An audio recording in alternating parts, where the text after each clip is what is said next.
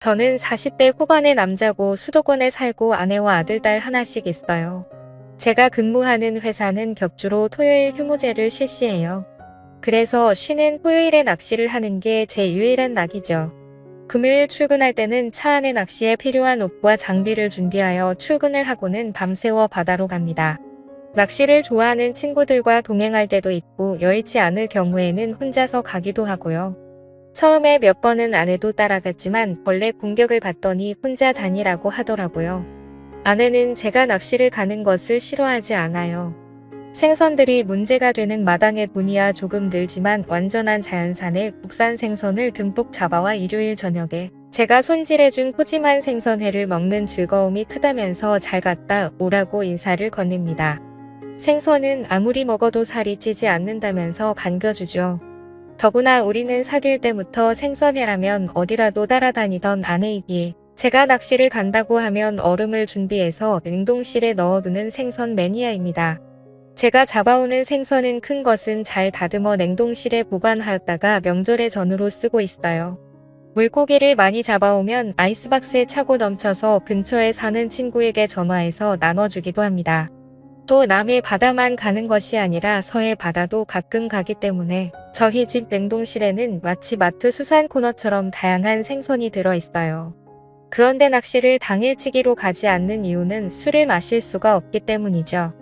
작년 여름에 낚시를 가려고 계획을 했는데 태풍 예보가 있어서 무인도 말고 유인도로 가라 하여 하는 수가 없이 낚시 가게 사장의 말대로 유인도에 들어가게 되었어요.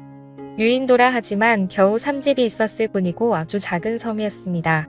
섬에 도착하자마자 낚시대를 들이우고 라면 끓일 준비를 하자마자 고기들이 입질을 시작했기 때문에 날씨를 살펴볼 여유가 없었죠. 3시간 정도 되자 돔 6마리를 잡았고 차에서 아이스박스를 가져오려고 하는 찰나 비가 억수같이 내리고 바람이 불어 낚시를 급히 중단하고 마을로 달려갔습니다. 거기 아무도 없어요. 하고 고함을 쳤으나 대답이 없었고 다음 집에 들어가 황급히 문을 두드리며 고함을 지르자 환갑 정도 되어 보이는 여자분이 문을 열자 낚시 온 사람인데 갑자기 비가 와서 그러는데 민박을 하고 싶은데 방이 없나요? 하고 말하자 그분은 우리 집이 민박을 하기는 하는데 마침 아들 레오와 손자들이 와서 댁한테는 내줄 방이 없어요. 하시기에 그럼 다른 집에 민박하는 집 없습니까? 하고 묻자 요 뒷집 최신에는 방이 있겠지만 민박을 받는 집이 아닌데 라고 하기에 그분의 손을 잡고 어르신 기만 피하면 되니 저 좀 도와주세요. 하고 말하자 그분은 빠르게 비옷을 입고 가봅시다. 하며 앞장서기에 저는 조마조마한 마음으로 그분의 뒤를 따라갔습니다. 최씨 있어요? 하고 말하자 제가 부를 때와는 달리 바로 문이 열리며 네.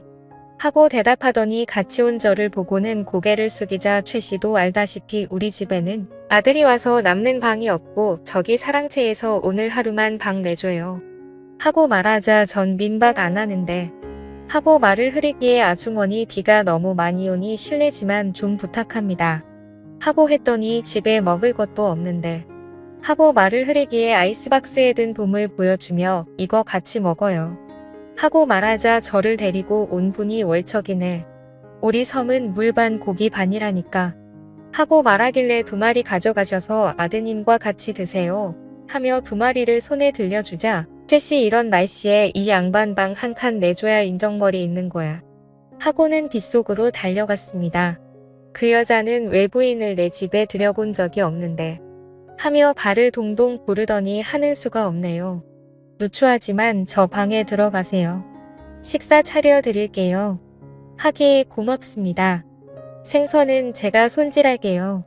하고는 가방과 장비를 그녀가 말하는 방 앞에 내려놓고 아이스박스에서 돔 1마리를 꺼내어 들고는 도마와 칼 좀 주세요.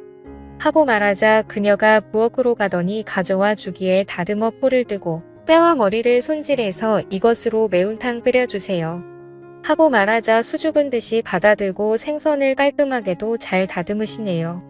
하고는 부엌으로 들어가더군요. 생선을 다 다듬고 비누로 비린내를 제거하고 세수를 하고 방에 들어가 담배를 한 갭이 입에 물고 잠깐 쉬고 있는데 집주인 여자가 정갈스럽게 차려진 밥상을 들고 와서 같이 드시죠. 하자 그녀는 얼굴을 붉히며 전 제 방에서 먹을게요. 하기에 웃으며 밥 한 공기 떠서 수저 가지고 오면 되는데 뭐 하려고 번거롭게 상을 따로 차리려고 해요. 하자 자꾸 사양을 해서 그러지 말고 들어오세요. 하고는 그녀의 손을 잡아당기고는 제가 부엌에 가서 밥과 수저랑 술잔 가져올게요. 하고 말하자 그녀는 제 손을 부리치고는 그럼 제가 가져올게요. 같이 먹어요. 하고는 부엌으로 가더니 쟁반에 밥과 수저, 술잔 하나를 가지고 왔습니다. 우리 둘은 아무 말도 없이 회를 먼저 먹고 밥과 매운탕을 먹었습니다. 어색한 분위기가 지속되자 내 가방에서 술을 꺼내 그녀에게 따라주며 한 잔 받으세요. 하고 말하자 화들짝 놀라며 조금만 주세요. 하였으나 잔을 가득 채워주자 저에게도 그녀가 빈잔을 채워주었습니다. 전 단숨에 잔을 비우고 다시 잔을 채우자 그녀는 조금씩 마시며 써서 못 먹겠다는 표정을 지었습니다. 처음 와보는 낯선 섬에서 낯선 안악과 같이 마주 앉아 폭우가 쏟아지는 밖을 보며 술을 마시니 색다른 분위기에 술이 술술 잘 넘어가더군요. 그녀도 처음에는 홀짝홀짝 마시더니 잔이 거듭되자 제법 잘 받아 마셨습니다. 밤 9시까지 돌린다는 발전기의 희미한 불빛 속으로 그녀의 얼굴을 바라보는데 땀이 붓게 물든 그녀의 모습이 무척 예쁘게 보였어요. 그녀와 저는 술이 점점 취해갔고 누가 먼저라고 할 것도 없이 사고를 치고야 말았습니다. 그리고 나서 한참 후 그녀와 대화 중에 알게 되었던 사실이 있었죠. 팔베개를 해줬더니 제 품에 안기며 자신의 이야기를 하기 시작했습니다.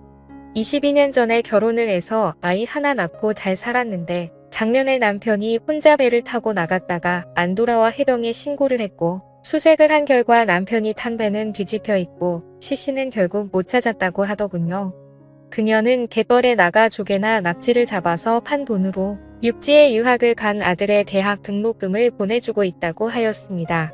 그녀의 사정이 너무 안 됐기에 비상금으로 가지고 간 돈을 전부 털어 그녀의 손에 쥐어줬고 그녀는 이러지 않아도 된다라고 말하면서 한사코 거절하였지만 억지로 주었습니다.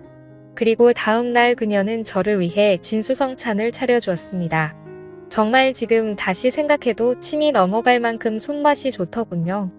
저희는 그렇게 처음 만났지만 오래 알던 사이처럼 연인처럼 하루 종일 함께 시간을 보냈고 낚시 가게에서 저를 태우러 올 때까지 많은 대화를 나누었습니다. 이후 제가 섬을 떠나는 배를 타자 그녀에게 인사를 하는데 매우 아쉬운 표정으로 눈물이 글썽거리며 나를 바라보고 있더군요.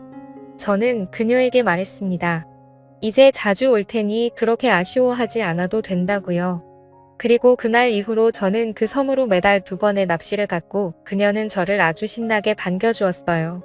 그녀 말고 그 섬에서 살고 있던 두 집의 사람들도 이제는 제가 그녀의 집에서 머무는 것이 당연하다고 생각하고 있는 듯 했습니다. 저는 그 섬에 갈 때마다 소소한 선물을 사서 두 집에 드리고 옵니다. 그러면 그분들도 자기들이 잡아둔 고기를 저에게 챙겨주니 굳이 낚시를 하지 않아도 되고 시간이 남다 보니 온종일 그녀와 연인처럼 시간을 보낼 수가 있었죠.